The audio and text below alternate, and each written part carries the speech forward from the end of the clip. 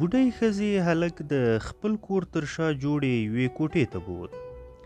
د دغې کوټې او د بوډۍ د خوب خونې ترمنځ د رنګینو مشکڼو او مریو لړۍ ځوړندې وې. په کوټه کې پر یوه میز او دوو کوچونو سربیره د عیسی د پاک زړه یو انځور هم پروت و. بوډۍ کېناسته او هلک ته یې هم د کېناستو وویل. بیا یې د هلک لاسونه په خپلو خپړو کې ونیول او دعا یې پیل کړه. د دعا توري د چنګړیانو ژبې ته ورته و. هلک د سفر پر مهال ډیر چنګړیان لیدلی وو. چنګړیان هم ګرځنده خلک وو، خو رمې یې نه لرلې. د اورېدلي وو چې چنګړیان د نورو خلکو په ټګلو ژوند تیروي. دا هم ویل کېدل چې چنګړیانو له شیطان سره پټ تړون کړی دی. دوی کوچنیان تښتوي، خپلو کیمپونو ته یې وړي او غلامان ترې جوړوي. هلک چې کوچنی و نو دا ویره به یې هر وخت لکه مرګ ملګرې وه چې چنګړیان به یې وتښتوي. اوس چې بوډۍ د ده لاسونه ونیول نو هغه د کوچنیتوب ویره بیا راوګرځېده. خو بیا یې د ځان د لاسا کولو په خاطر وویل چې دا بوډۍ خو د عیسی د پاک زړه انځور هم لري. ده نه غوښتل چې لاسونه یې ورېږدېږي او بوډۍ د ده ویره احساس کړي، ځکه یې په زړه کې دعا پیل کړه. بوډۍ په داسې حال کې چې سترګې د ده په ورغوي کې ښخې کړې وې وویل ډېر اعلی. بیا غلې شوه او هلک لږ وارخطا شو. لاسونه یې په رپېدو شول او بوډۍ د ده په ویره پوه شوه. هلک ژر خپل لاسونه راکش کړل. بیا یې وویل زه دلته د لاس کتلو لپاره نه یم راغلی. دی اوس دلته په راتلو باندې پښیمانه و. یو ځل خو یې پرېکړه وکړه چې بوډۍ ته حق الزحمه ورکړي او نیغ ووځي. هلک نه غوښتل چې بوډۍ وپوهیږي چې دی خپل نوي خوب ته دومره ارزښت ورکوي. بوډۍ ځواب ورکړ ته دلته د خپل خوب د تعبیر اورېدو لپاره راغلی او خوبونه د خدای ژبه ده. خدای چې زموږ په ژبه خبرې کوي نو زه پرې پوهیږم. خو کله چې خدای د روح په ژبه غږیږي نو فقط ته پرې پوهېدلی شي. خو هر څه چې وي زه به خپله حق الزحمه اخلم. هلک په زړه کې وویل چې دا هم ټګماري ده، خو بیا یې فکر وکړ چې ځه یو چانس ورکړم. هسې هم شپانه تل بګو او وچکالۍ ته چانسونه ورکوي، ځکه خو د دوی ژوند د خوندونو نه ډک وي. هلک بوډۍ ته وویل ما 2 واره دا خوب ولید. په خوب کې مې ولیدل چې خپله رمه پیایم. ناڅاپه یوه کوچنۍ نجلۍ راښکاره شي او د میږو سره لوبې پیل کړي. زه نه غواړم چې څوک زما میږو ته ورنږدې شي، ځکه چې میږې د نویو کسانو نه ویریږي. خو کوچنیان تل له میږو سره د لوبو کولو هڅه کوي او میږې هم نه ترې ویریږي. زه نه پوهیږم چې د دې علت څه دی. څاروي څنګه د خلکو د عمرونو اندازه لګولی شي؟ ښځې وویل خپل خوب بیان کړه. زه به اوس ځم چې ډوډۍ پخه کړم. ته ډېرې پیسې نه لرې، ځکه زه ډېر وخت هم نشم درکولی. هلک لږ بېطبع شو خو بیا یې ځواب ورکړ کوچنی زما له میږو سره لوبې کوي، خو بیا ناڅاپه ما له لاسه ونیسي او احرام مصر ته مې بوځي. هلک لږ چپ شو. غوښتل یې وګوري چې بوډۍ احرام مصر پیژني که نه، خو بوډۍ غلې ناسته وه. هغه کوچنی وایي چې که ته دلته راشې نو یوه پټه خزانه به ومومې.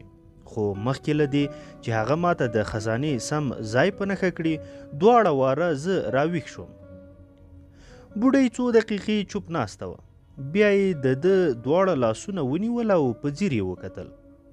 هلک ته یې وویل زه اوس له تا نه هېڅ حق الزحمه نه غواړم، خو که خزانه په لاس درغله نو ماته به یې 10مه برخه راکوي. هلک وخندل او خوشحاله شو چې که نور څه نه وي د خزانې خوب د حق الزحمې ورکولو نه خو بچ شو. سمه ده، د دې خوب تعبیر څه دی؟ اول قسم وخوره چې د خوب د تعبیر په بدل کې به ماته د خپلې خزانې 10مه برخه راکوي. هلک قسم وخوړ، خو بوډۍ ورته وویل چې بیا قسم وخوره او د عیسی د پاک زړه انځور ته وګوره. بیا یې وویل زه د دې خوب په تعبیر پوهیږم، ځکه چې دا د نړۍ په ژبه کې لیدل شوی خوب دی. خو د دې خوب تعبیر ډیر ګران دی، ځکه زه د خزانې 10مه برخه غواړم. د خوب تعبیر دا دی چې ته نیغ احرام مصر ته ولاړ شه. ما د احرام مصر نوم له دې مخکې هیڅ نه و اورېدلی، خو که تا ته رښتیا یوې کوچنۍ په خوب کې دا ځای در په ګوته کړی وي نو دا به خامخا په مصر کې کوم ځای وي او په دغه ځای کې به تا ته خپله خزانه په لاس درشي. هلک لومړی خو حیران او بیا په غوسه شو. دی خو بوډۍ ښځې ته د دې تعبیر اورېدو لپاره نه و راغلی، خو بیا یې په زړه کې وویل چې خیر دی، حق و زخمه خو هسې هم نه ورکوم. بوډۍ ته یې کړل، زه نه غواړم چې خپل وخت برباد کړم. ښځې ځواب ورکړ، ما خو له وړاندې خبر درکړی چې خوب ګران دی، په ژوند کې ساده ښکارېدونکي څیزونه تل غیر عادي وي، خو په مطلب یې فقط هوښیاران پوهیږي. زه په خپله هوښیاره نه یم، ځکه خو مې نور شیان لکه د لاس کرښې لوستل زده کړي دي. ښه، زه به هلته څنګه ځم؟ زه تش د خوبونو تعبیر کوم، خوبونه په واقعیت کې نشم بدلولی، ځکه خو د خپلې لور په ګټه ژوند تیروم. خو که زه مصر ته لاړ شم نو بیا؟ نو دا به په ژوند کې لومړی ځل وي چې ما ته به حق و زحمه په لاس رانشي. بوډۍ هلک ته د تلو امر وکړ چې هغې د هلک سره ډېر وخت تیر کړی و. هلک خواشینی او یو څه مایوسه راپاڅېد او لوړه یې وکړه چې بیا به په خوبونو باور نه کوي. بیا خپل کارونه ور یاد شول، بازار ته ولاړ، ډوډۍ یې وخوړه، خپل کتاب یې بدل کړ او یو غټ کتاب یې راونیو.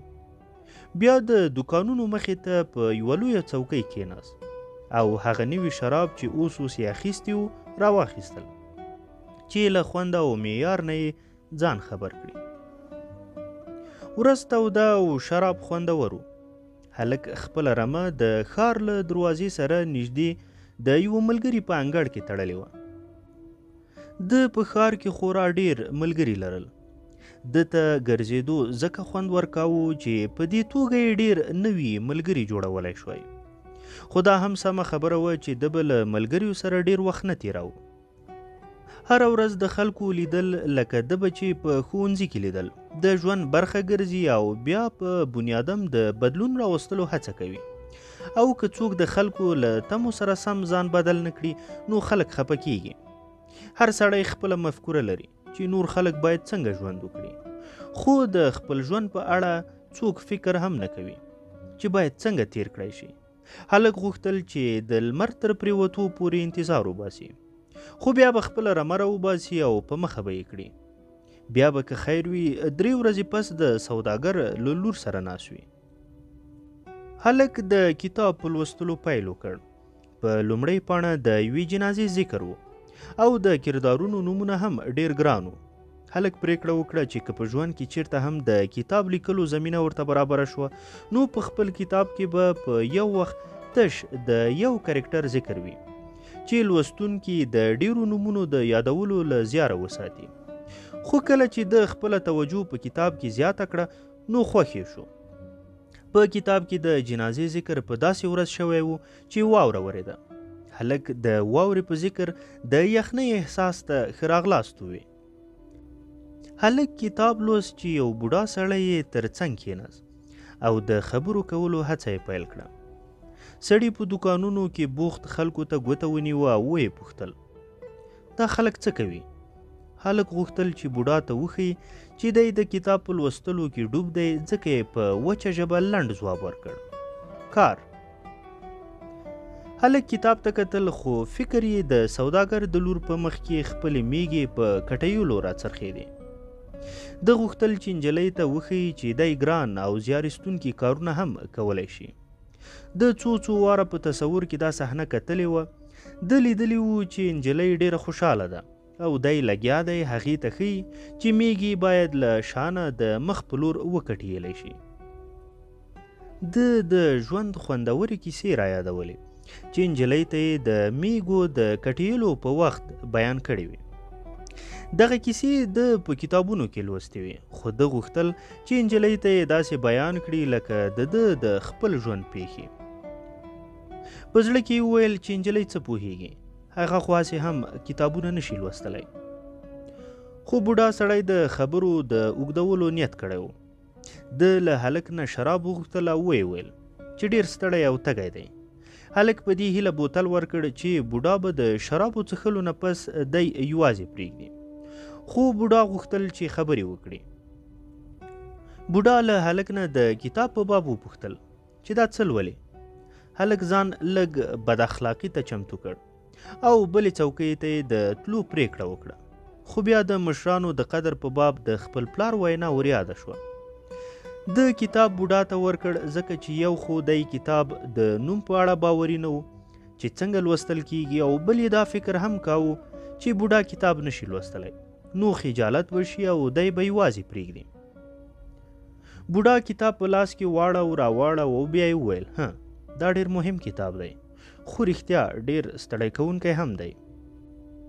هلک ټکان وخوړ چې بوډا لوست کولی شي او دا کتاب یې لا پخوا لوستی.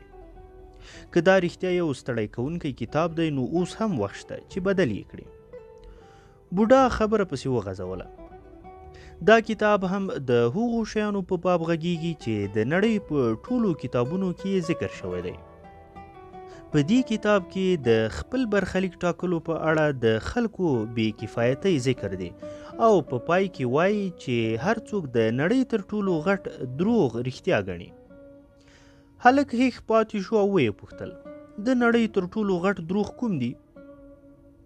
د نړۍ تر ټولو غټ دروغ دا دي چې د ژوند په یو خاصه مرحله کې موږ د پیښو کنټرول له لاسه ورکوو او قسمت زموږ د ژوند پریکړه کوي. هلک وویل خو له ما سره کله هم داسې پیښه نه ده شوې. دوی غوښتل چې زه یو ملا جوړ شم خو زه په خپله خوښه شپونکی جوړ شوم. بوډا ځواب ورکړ دا خو ډېره ښه خبره ده ځکه چې ستا سفر خوښیږي. د هلک په زړه کې تیر شول. دی خو په هغو څیزونو هم پوهیږي کوم چې زما په زړه کې ګرځي. بوډا د کتاب پاڼې داسې اړولې لکه کتاب چې بیرته هلک ته ورکول نه غواړي. هلک چې بوډا ته ځیر شو نو د ده کالي ورته ناشنا وبرېښېدل. بوډا عربانو ته ورته و. په دې سیمه کې د یو عرب لیدل څه ناشنا خبره نه وه ځکه چې د افریقا او طریفه ترمنځ تش څو ساعته مزل و او سړی د دواړو ځایونو ترمنځ پروت سیند باندې په بیړۍ کې ښه په اسانه پورې وتی شو. عربان به طریفه ته ډېر راتلل. سودا به یې اخیسته او په ورځ کې به یې څو واره لمونځونه کول. هلک له بوډا نه تپوس وکړ ته د کوم ځای یې؟ د ډېرو ځایونو. یو سړی د ډېرو ځایونو نشي کېدی. زه یو شپون یم او ډېرو ځایونو ته تللی یم خو زه هم د یو مشخص ځای یم، د هغه ځای چیرته چې زه زیږېدلی یم. د یوې زړې کلا په خوا کې یو وړوکی کلی. که داسې ووایې نو موږ ویلی شو چې زه په سالم کې زیږېدلی یم. هلک د سالم نوم نه و اورېدلی خو ده له بوډا نه تپوس هم ونه کړ چې سالم چیرته دی ځکه چې ده نه غوښتل چې بوډا یې نالوستی وګڼي. هلک دوکانونو ته وکتل چیرته چې خلک تلل او راتلل او ډېر ناوزګاره ښکارېدل. ده د سالم په باب معلومات غوښتل. سالم څنګه ځای دی؟ لکه څنګه چې و. دا خو هیڅ ځواب نه و. خو هلک دومره پوهېده چې سالم نومي ښار په اسپانیا کې نشته. که چیرته په اسپانیا کې سالم نومی ښار و نو هلک به ارومرو دا نوم اورېدلی و. ته په سالم کې څه کار کوې؟ بوډا وخندل. زه په سالم کې څه کوم؟ زه د سالم پاچا یم.